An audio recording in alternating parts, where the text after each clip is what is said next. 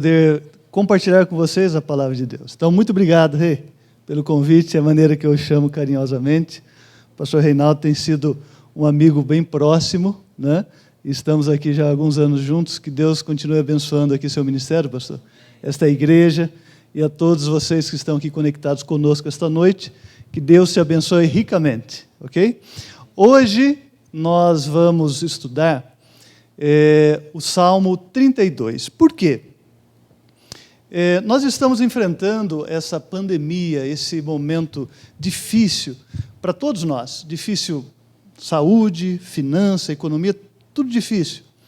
E alguns geralmente aproveitam esse momento para dizer assim: então o problema é Deus. Deus está castigando as pessoas. Bom, será que é bem assim mesmo?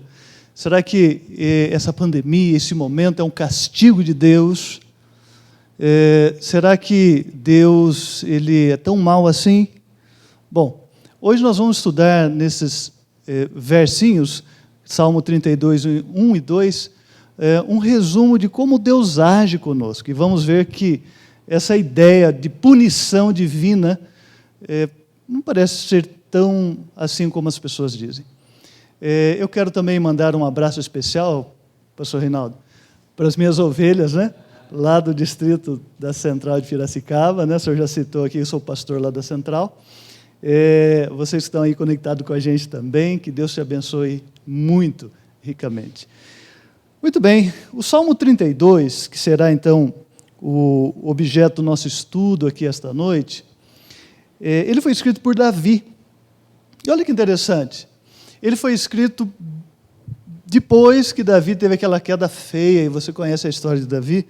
Ele caiu com Betseba, e então ele escreve aqui o Salmo 32, já falando da bênção de Deus para com ele.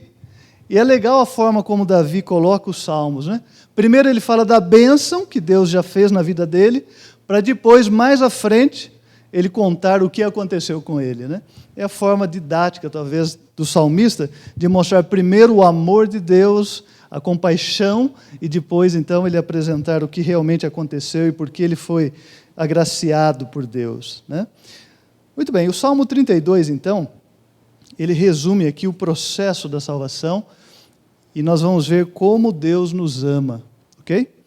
Salmo 32, então, abra sua Bíblia aí, eu estou com a minha aqui. A minha versão é Almeida, revista atualizada, e diz assim, leia aqui comigo. Bem-aventurado aquele cuja iniquidade é perdoada, cujo pecado é coberto.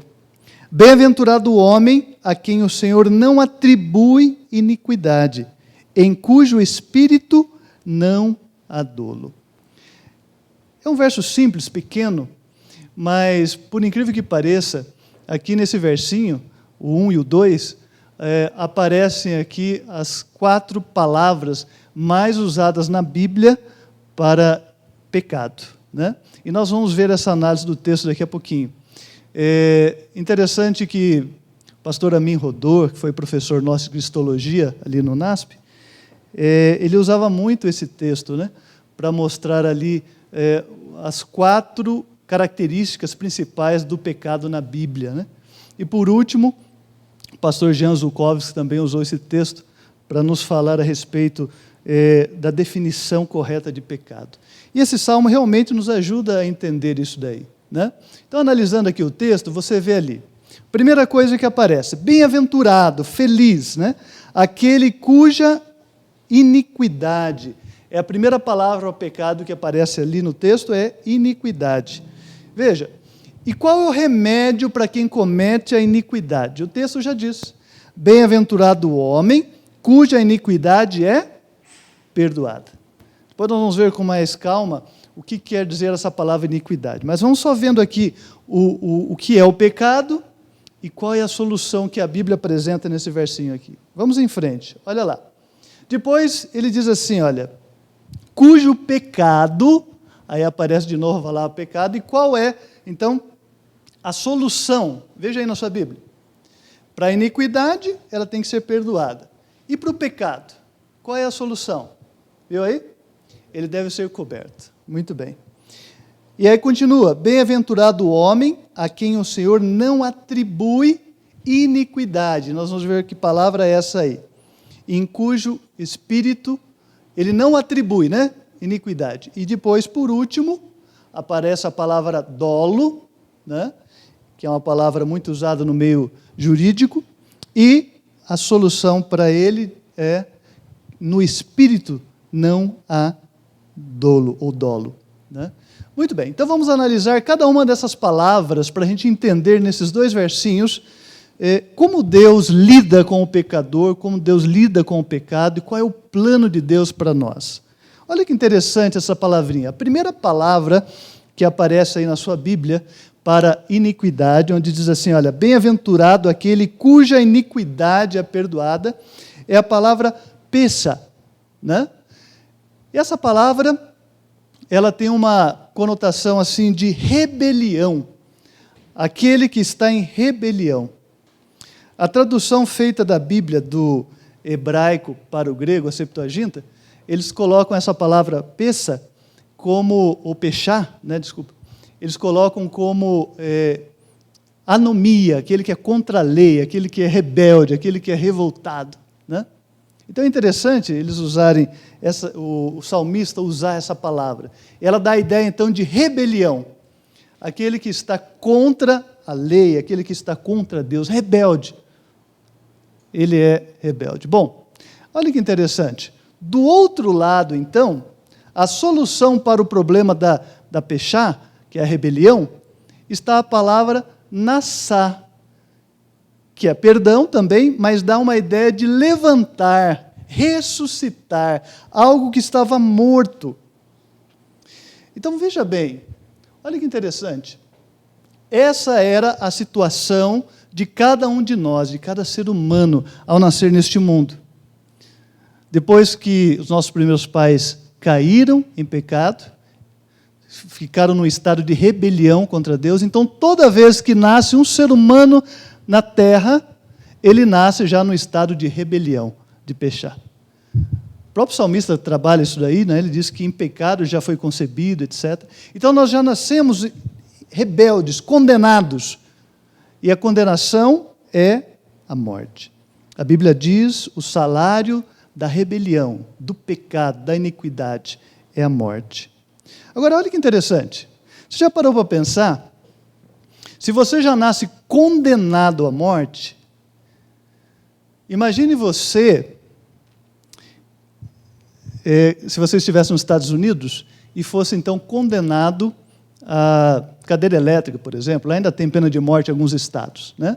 Você foi condenado, já foi condenado, teve todo o processo, você sabe que tem todo o julgamento, etc. E agora você foi condenado à morte, a pena capital. Então você está no que eles chamam do corredor da morte. Não tem mais apelação, já foi condenado.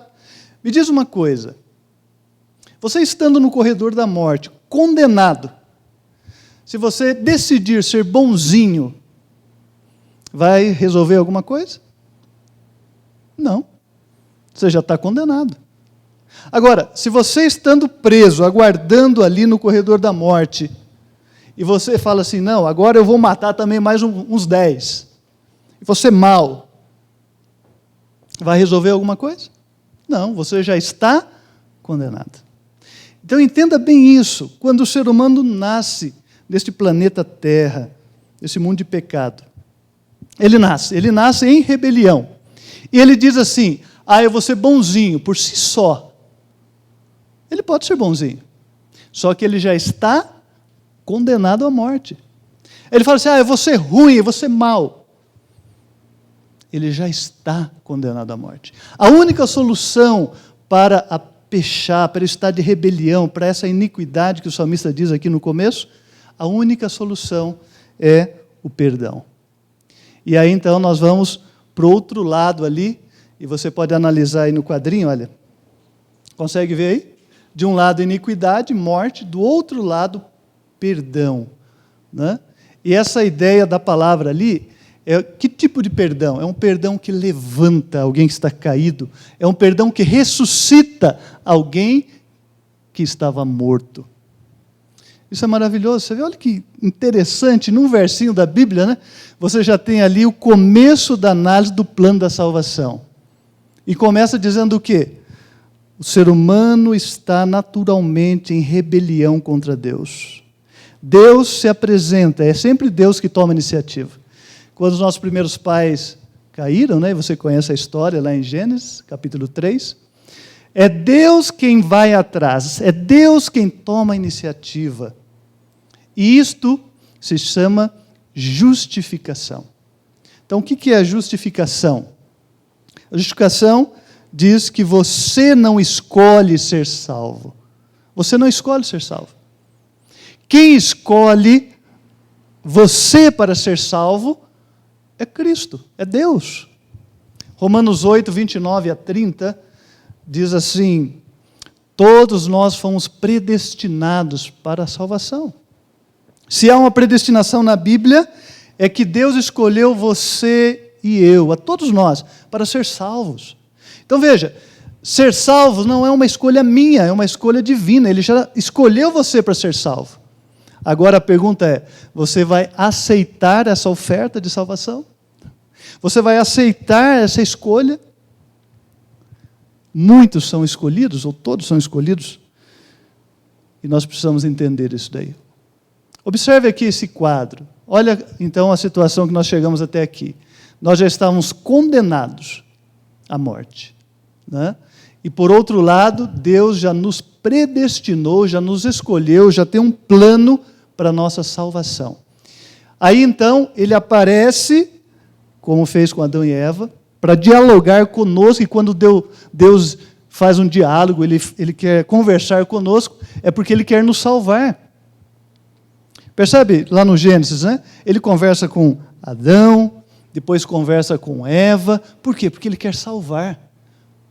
Já com a serpente, símbolo de Satanás, Ele não conversa, Ele já dá a condenação. Mas com Adão e Eva, Ele conversa, Ele tem um diálogo. Por quê? Porque Ele quer salvar. Então, Deus traz o perdão. O perdão aqui é representado pelo levantar, alguém que estava caído, alguém que estava morto, ressuscitar.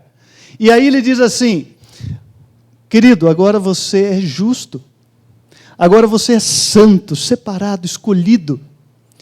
Não que você seja, você continua sendo pecador, mas você se torna justo, não por vossos méritos, mas você se torna justo, porque Cristo disse que você é justo. Ele diz que você é santo, Ele te justifica, Ele diz que você é santo. E aí Ele faz um chamado. Uma vez que Ele te trouxe o perdão, lá em 1 Pedro 1,16, Ele diz assim: sede santos, porque eu sou santo. Olha o desafio. Ele te tira do corredor da morte, te perdoa, te justifica e te declara justo e santo. E aí Ele olha para você e diz: sede santos, porque eu sou santo. Olha que desafio. Esse é o plano da salvação. Mas vamos continuar aqui. Isso nós estudamos só o primeiro par de palavras, né? Iniquidade, pechá, rebelião, que é perdoada, nachá, levantar, ressuscitar. Agora, o segundo par de palavras é a palavra rataá. A palavra rataá, que aparece aqui, olha, cujo pecado é coberto. O que é a palavra rataá? Essa palavrinha aí, né, que está traduzida como pecado. Ela é usada no Antigo Testamento, essa palavrinha rataá. Você pode ver aí, de repente, no slide, que está com CH, né? É que a transliteração de rataá é feita, ali no caso, da língua alemã. E no alemão, o CH tem esse som de ra, né? Rataá. Por isso que está o CHzinho ali. Mas a pronúncia correta é rataá, ok? Então, quer dizer assim, olha, aquele que está tentando acertar uma seta, tentando lançar uma flecha no alvo. Já viu o tiro ao alvo? Então você tem lá aquele centro bem pequenininho, vai aumentando, aumentando, fica grandão. Aquele que consegue acertar bem no centro, ele ganha um número maior de pontos. né? Eu sei que o pastor Reinaldo tem o arco e flecha, né? Qualquer hora a gente vai treinar aí, viu, pastor? É óbvio que o senhor vai ter que me ensinar, porque eu sou ruim de pontaria. Mas veja, quando acerta no centro, tem um número maior de pontos, e assim vai. A palavra rataá, que aparece aí, a ideia dela é essa. Alguém que está tentando acertar o alvo, mas erra, cai. Então, essa é a palavra usada ali no Antigo Testamento para o pecado. Mas o pecado de quem? Não é alguém que está em rebelião contra Deus. É alguém que foi justificado, foi restaurado, ressuscitado, levantado, agora vê o alvo, mas ele cai. Ele não consegue. É a luta. O apóstolo Paulo fala dessa luta. Aquilo que eu quero fazer, eu não faço. É aquilo que não quero, a hora que vi, já fiz. Então essa é a luta, é o errar o alvo, mas tentando. Ele está vendo o alvo, mas ele não consegue. E queridos, lembra que você foi chamado por Cristo para ser justo e santo? Caminhar numa trilha justa e santa, e você cai, então o que acontece? Qual é a solução para o rataá, para o pecado de errar o alvo? A solução é ser coberto. E a palavra caçar, que é a palavra que aparece aqui, que é coberto, a ideia é assim, é cobrir mesmo, né? Algo que está errado foi encoberto. Se na justificação, você vai em Levíticos, por exemplo, e você vê lá que o sacrifício para quem cometia a pechá, né, o pecado de rebelião aberto, tinha que ser o holocausto, né, a palavra olá, do holocausto. O holocausto, o que era o holocausto? Era você levar a vítima sobre o altar e ela era totalmente queimada, né? Ela virava cinza, era totalmente queimada. Não tinha expiação com sangue. Totalmente queimada. Então, Cristo, na cruz, ele morreu totalmente pelos nossos pecados. Então, o holocausto era algo usado para pagar o preço da iniquidade, do pechá. O sacrifício era totalmente queimado, fulminado, sobrava cinza. Já no seguinte passo, que agora então você já foi justificado e agora cai novamente, tentando acertar o alvo, aí então você recebe a oferta de purificação. Aí essa oferta com sangue. O cordeirinho era morto, o sangue era recolhido e era aspergido dentro do santuário. Era encoberto o pecado, não estava mais lá fora, agora estava dentro da tenda, encoberto. Mas você receberia então o título de agora está purificado. Algo que se sujou, né? Algo que se ficou impuro, agora é purificado pelo sangue do Cordeiro. Olha que lindo isso daí, né? Então, a isso nós chamamos de um processo diferente. É os nomes teológicos, mas só para a gente entender. Se lá no holocausto, quando o cordeiro morria completamente para pagar o preço do pecado de rebelião, agora somos chamados para viver uma vida justa, santa. E a gente começa a caminhada feliz da vida, quando você se batiza, né? O batismo ali, você sai falando assim, agora eu não vou pecar mais, sou um super-homem, uma super-mulher. Uns dias depois, está lá você de novo, mentindo, fazendo coisa errada, fazendo coisas que não devia, desonestidade. Aí você fala, caramba, eu sou agora um batizado. Então você olha para a cruz e o Senhor fala, filho, aceite o meu perdão, a minha purificação. Ele te justifica e você se levanta e começa a ir para o alvo novamente. Esse processo é o processo de uma vida chamada de santificação. Então você é justificado, sai feliz da vida, cai, o Senhor o levanta novamente, e assim o Espírito Santo vai transformando os seus hábitos. E você que já está há tempo nessa caminhada cristã vai perceber que coisas que você fazia antes de se batizar, hoje você não faz mais, mas tem outras lutas aqui, outros desafios. Esse é um processo chamado de santificação. E, queridos, toda vez que você cai, Jesus, o Cordeiro de Deus que tira o pecado do mundo, está ali para interceder por você no santuário celestial. Percebe o amor de Cristo por você? Ele não quer que você caia. Ele quer que você seja perfeito. Mas Ele sabe das suas limitações. Você se entregou a Jesus, você fala que quer entregar 100%, mas você consegue se entregar 5%. Jesus olha para os seus 5% que você já se entregou para Ele e diz assim, você está justo, perfeito, santo. Fala, mas falta 95%. Jesus não é ansioso como nós. Ele olha para você e coloca uma plaquinha bem bonita escrita assim, em obras. Ele olha para você e diz assim, está no processo. 5% ele já se entregou para mim. Falta só 95%. Aquele que vê o fim desde o princípio.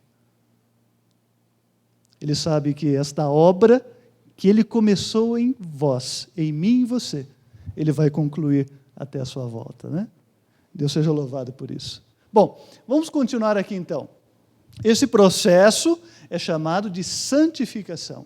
Aí então, o sacrifício é feito pelo sangue, né? O sangue que perdoa os pecados. Sem sangue não há remissão, não há perdão, não há purificação de pecados. Ok? Bom, aí, queridos, nós vamos nesse processo de levantar, cair, até quando? Nós vamos, eu vou mostrar daqui a pouquinho no gráfico, até próximo do fechamento da porta da graça. Mas vamos ver aqui agora o próximo parágrafo. Parece uma repetição, né? Na poesia hebraica tem isso, mas olha aqui, ele diz assim agora, bem-aventurado o homem a quem o Senhor não atribui iniquidade. Ou seja, o Senhor olha para você e não vê você, Ele vê a justiça de Cristo, você está coberto. Então Ele olha para você e não vê o seu pecado, Ele vê Cristo, né? Ele vê o manto da justiça de Cristo, tá certo? Então, esse processo que está apresentado aqui vai ocorrer justamente um pouquinho antes ali, no fechamento da porta da graça, quando Apocalipse descreve, né? Apocalipse diz assim, o justo continue na prática da justiça. O ímpio continue na prática da sua impiedade. Ali então, queridos, é respondida a pergunta, como foi que você viveu? Como foi a sua vida? Você viveu procurando acertar o alvo? Procurando ser mais semelhante a teu mestre, ser um discípulo de Cristo? Ou não? Ali a pergunta será respondida.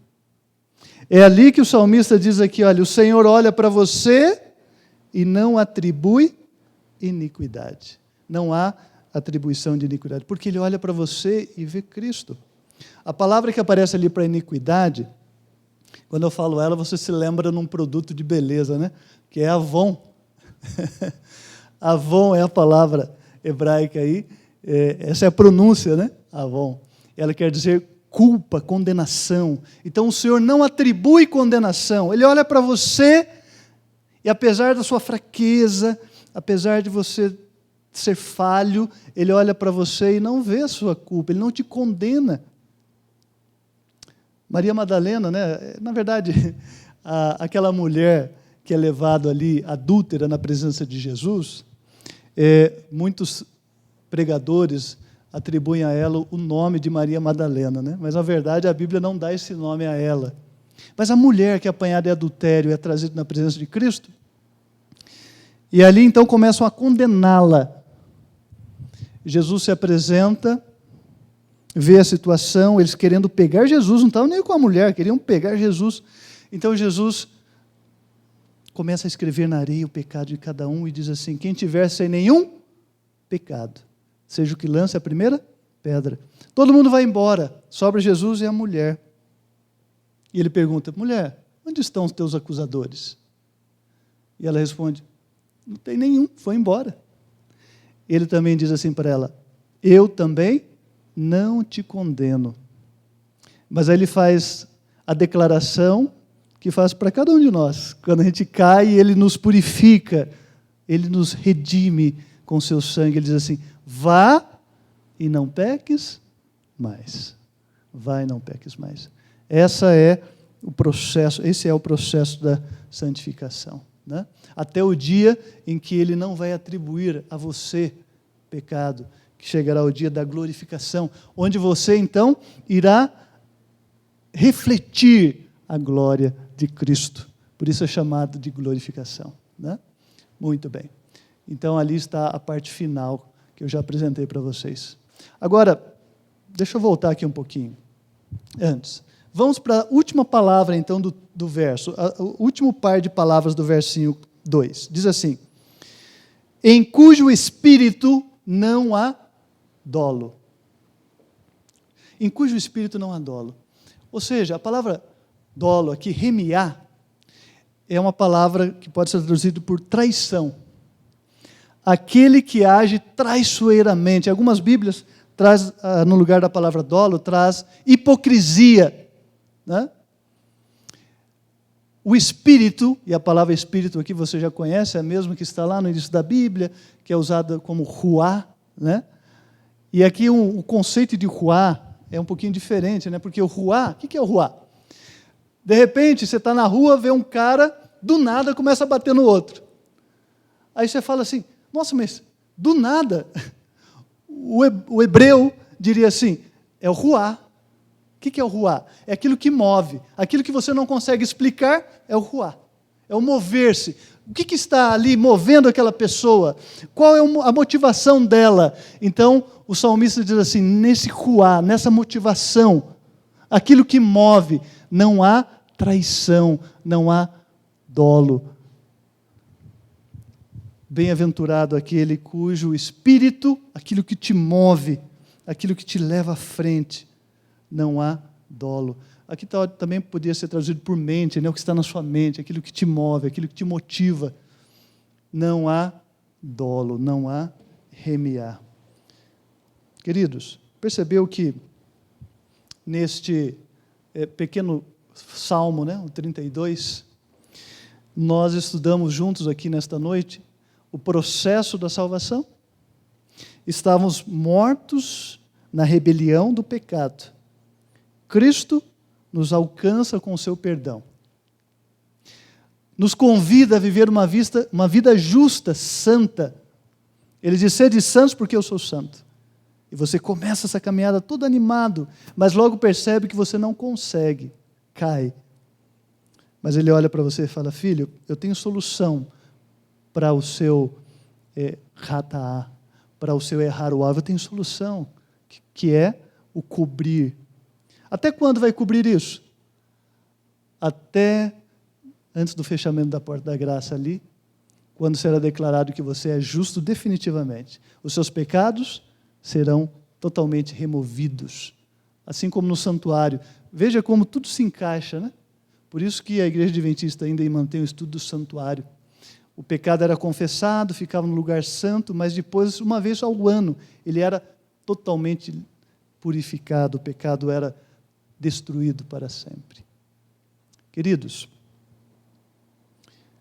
essa visão de salvação, ela é muito particular da Igreja Adventista. A maioria das religiões cristãs ensinam a salvação como algo pontual. Salvação, tudo que precisava ser feito foi na cruz. Então, uma vez salvo, salvo para sempre.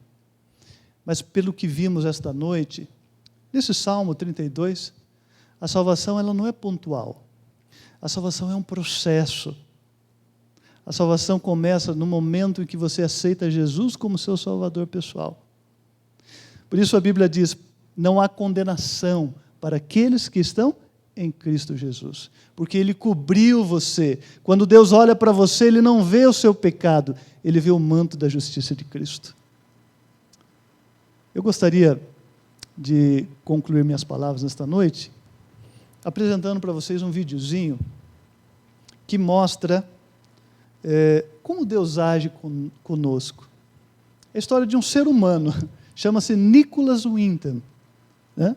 Ele foi um inglês que salvou milhares de crianças condenadas à morte, sem ninguém ficar sabendo de nada. Olha que emocionante essa história, mas ela nos ilustra um pouquinho aquilo que Deus faz de uma forma muito maior, muito mais completa para cada um de nós. Assista esse pequeno vídeo e depois eu quero orar por você. A história de Nicholas Winton é feita de lances incríveis.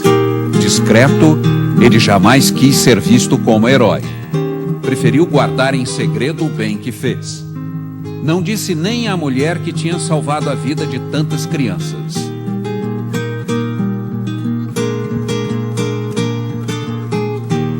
Ao arrumar o sótão de casa, ela descobriu por acaso um velho álbum coberto de poeira.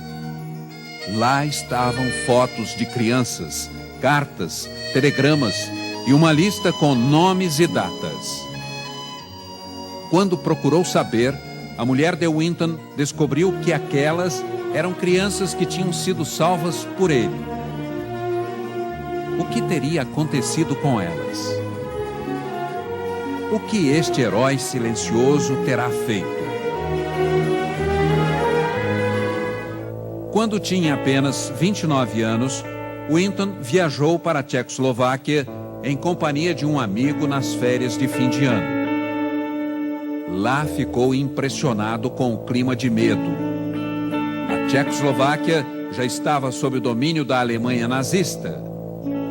Winton teve uma ideia: tentar mandar para fora da Tchecoslováquia crianças de famílias perseguidas.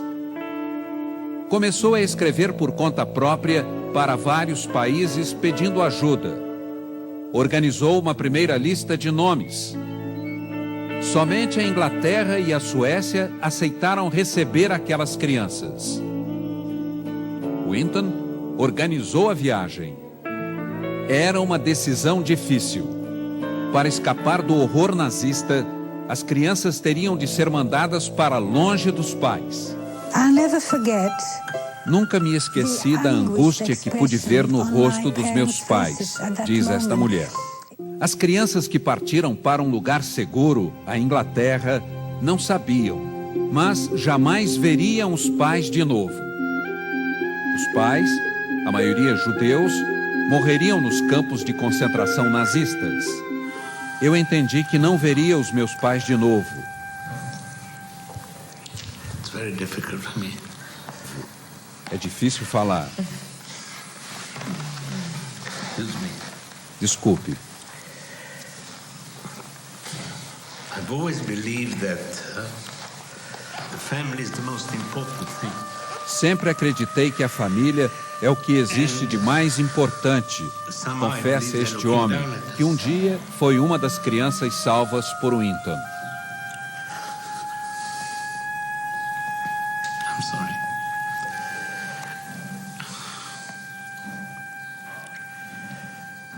And I'll have a letter. Guardo a carta que meus pais me mandaram dias antes de serem enviados para um campo. Se é verdade que quem salva uma vida salva a humanidade, o que dizer de quem salva 669 vidas? Winton se alistou na Força Aérea. As crianças que tiveram tempo de embarcar para a Inglaterra na caravana organizada por Winton foram encaminhadas para casas de família e abrigos. Winton nunca falou sobre o que tinha feito. Espalhadas por vários países, as crianças cresceram sem ter notícias do benfeitor. O bem que Winton fez rendeu frutos.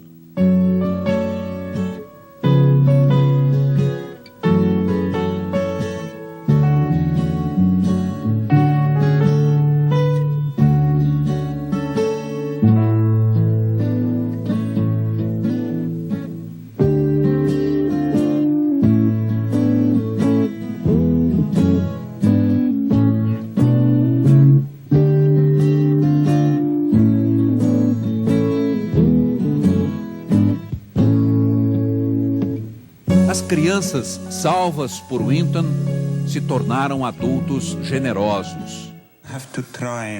Para expressar a gratidão pelo que aconteceu comigo, tento ajudar os outros. Adotei 3 crianças.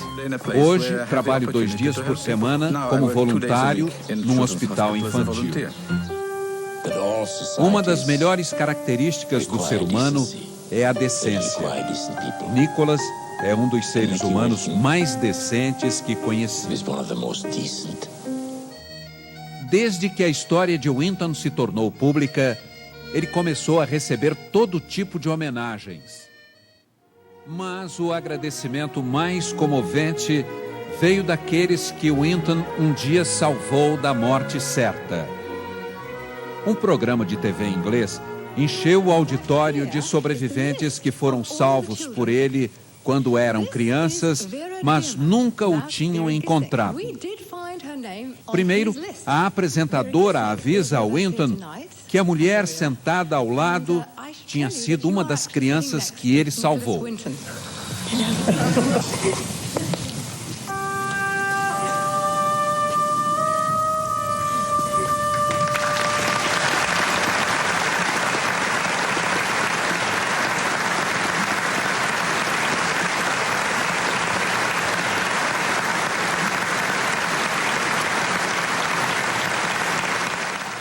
A apresentadora pede: quem na plateia teve a vida salva por Nicholas Winton, fique de pé, por favor.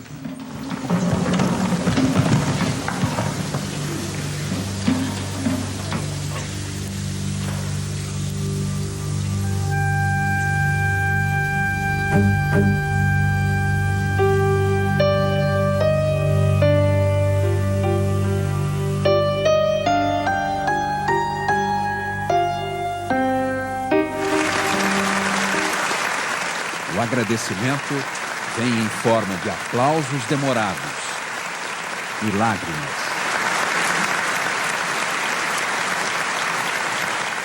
Tanto tempo depois, só havia uma palavra a dizer a ele: obrigado.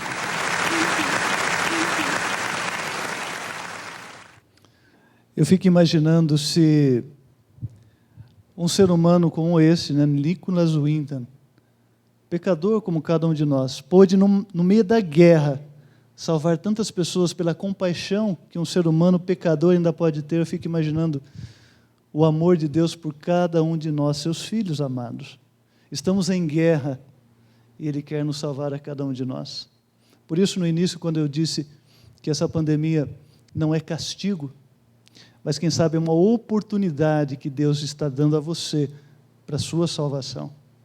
Aceite essa oportunidade. Ele escolheu salvar você, mas Ele respeita a sua liberdade de escolha.